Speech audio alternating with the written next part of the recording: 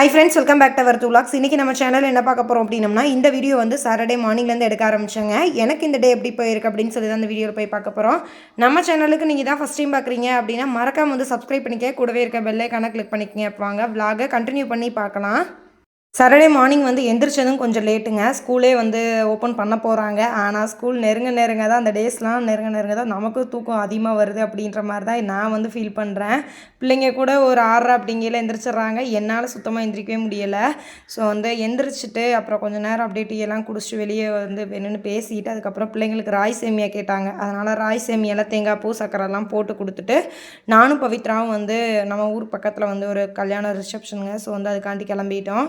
Marriage யாருக்கு அப்படின்னா மணியோட ஃப்ரெண்டுக்கு தாங்க. கல்யாணம் வந்து வெள்ளிக்கிழமை மார்னிங்கே வந்து முகூர்த்தம்லாம் முடிஞ்சிருச்சு. ரிசப்ஷனுக்கு வந்து இன்வைட் பண்ணியிருந்தாங்க. ஸோ வந்து அதுக்காண்டி தான் நான் வந்து போயிருந்தேன். மணிக்கு அந்த அன்னைக்கு வந்து ரெஸ்ட்டு தான். பட் வந்து இன்ஸ்பெக்ஷன் இருக்குது அப்படின்ற மாதிரி சொல்லியிருந்தாரு. ஒரு 10 o'clock தான் தெரியும் வராங்களா என்ன அப்படின்றதே அப்படின்னாரு. சரி, ஓகே, நான் போய் அட்டன் பண்ணுறேன், உங்களுக்கு டைம் இருந்துச்சு அப்படின்னா நீங்கள் வந்துருங்க அப்படின்னு சொல்லியிருந்தேன். ஸோ வந்து இன்ஸ்பெக்ஷன் இல்லை அப்படின்னு சொன்னனால பைக்லேயே போயிருந்தனால ஃபாஸ்ட்டாக வந்து அப்படியே ரிட்டன் வந்துட்டார். வந்தவர் அப்படியே ஸ்டேஜில் போய் பார்த்துட்டு நாங்களும் அங்கே வந்து அப்படியே கிளம்பி வீட்டுக்கு வந்துட்டோம். வீட்டுக்கு வந்தோன்னே அத்தை வந்து தோட்டத்துலேருந்து வரையில இளநீ வேறு கொண்டு வந்திருந்தாங்க.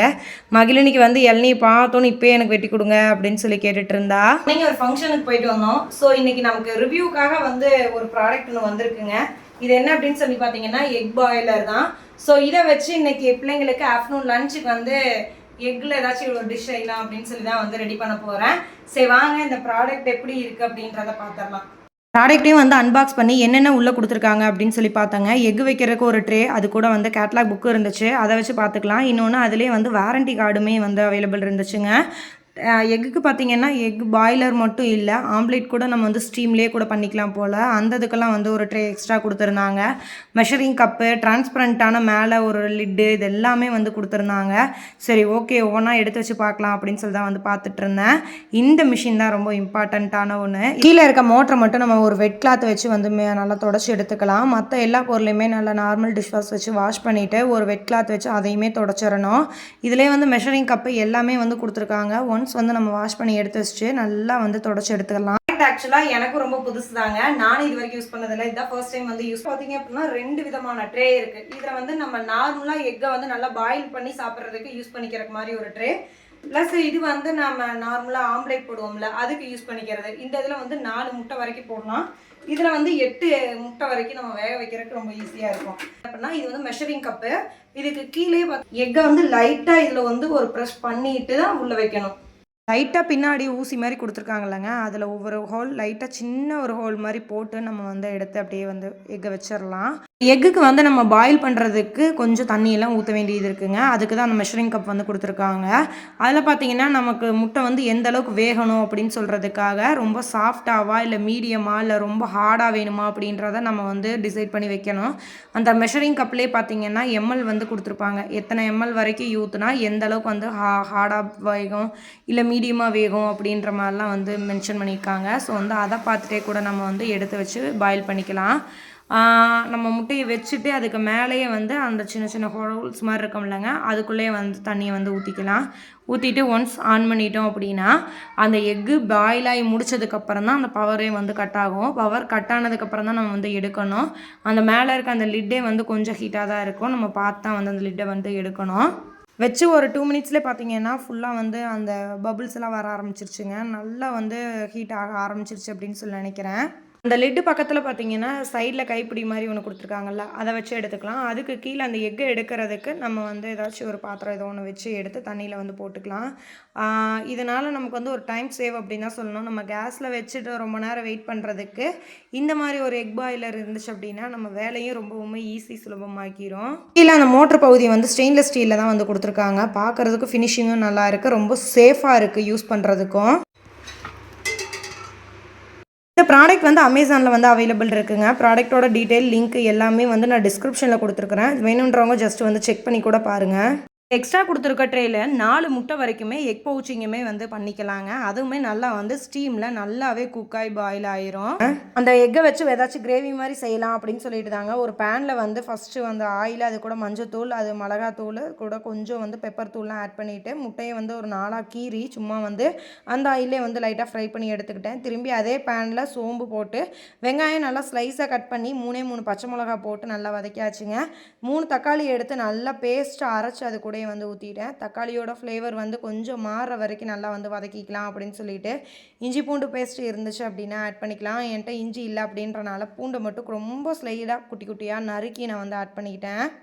திரும்பியுமே இது கூடயே வந்து காரத்துக்கு தகுந்த மாதிரி பெப்பரு, அது கூட தனி மிளகாத்தூள், மல்லித்தூள், கரம் மசாலா இதெல்லாம் வந்து கொஞ்சம் கொஞ்சம் வந்து ஆட் பண்ணிக்கலாம். இந்த முட்டை ரெசிபியுமே பார்த்தீங்க அப்படின்னா நான் இதான் ஃபஸ்ட் டைம் வந்து ட்ரை பண்ணேன். பட் வந்து அவ்வளோ ஒரு சூப்பராக வந்துருந்துச்சு. இட்லி, தோசை, சப்பாத்தி, சாதம் எல்லாத்துக்குமே வச்சு சாப்பிட்றதுக்கு அவ்வளோ அட்டகாசமாக இருந்துச்சு. வெங்காயம் தக்காளி நல்லா வதங்கினதுக்கப்புறம் கொஞ்சமாக வந்து தண்ணி ஊற்றி அந்த பச்சை வாசம் போகிற அளவுக்கு வந்து வெந்ததுக்கப்புறம் நம்ம வேக வச்சுருக்கோம் இல்லைங்க முட்டை, அதை லைட்டாக எண்ணெயிலையும் வந்து பொரிச்சு எடுத்துருக்கோம். ஸோ வந்து அந்த எக்கை போட்டுட்டு அந்த எக்கில் வந்து நல்லா மசாலாலாம் ஒட்டுற அளவுக்கு விட்டுட்டு அதுக்கப்புறம் நம்ம அப்படியே இறக்கிடலாம். மல்லித்தலையும் இல்லை. ஸோ வந்து மல்லித்தலை இருந்துச்சு அப்படின்னா இன்னுமே அட்டகாசமாக இருந்திருக்கும்.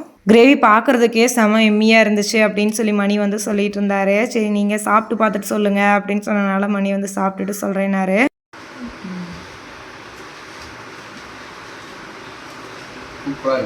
நிஜமாவா? உண்மையாகவே சூப்பராக.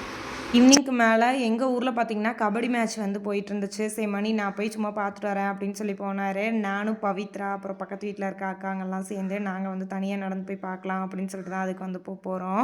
ஈவினிங் டைம் அப்படின்றனால அந்த சன்செட் பார்த்துட்டு வீடியோ எடுத்துகிட்டு இருந்தேன். மணிகிட்ட வந்து வம்பிழுத்துட்டு இருந்தேன். இந்த சன்செட் பார்க்குறக்கு இங்கேருந்து எனக்கு கன்னியாகுமரி கூட்டிகிட்டு போனியாக்கும் அப்படின்னு. நானாக கேட்டேன், நீ தான் கூப்பிட்டு போகலன்னு சொன்னால் கூப்பிட்டு போனதுக்கு இப்படிலாம் சொல்கிற பற்றியா அப்படின்ட்டு இருந்தார்.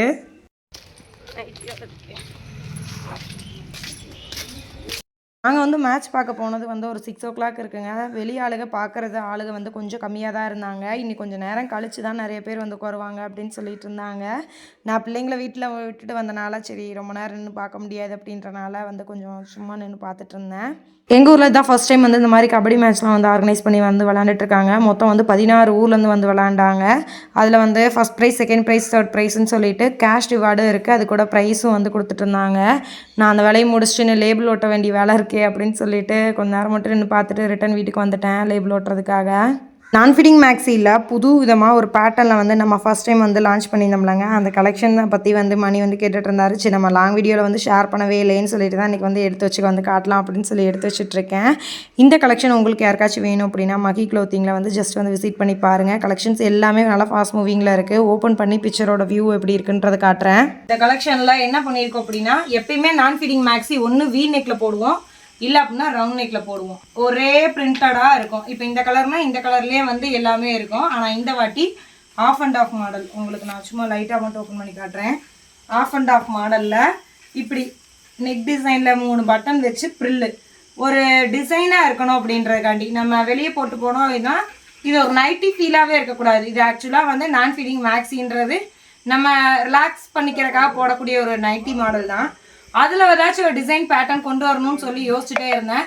ஆயிடுச்சு. இந்த ஒரு ப்ரொடக்ஷன் ஆகி வர்றதுக்கு எனக்கு கரெக்டாக 25 நாள் ஆயிருக்கு.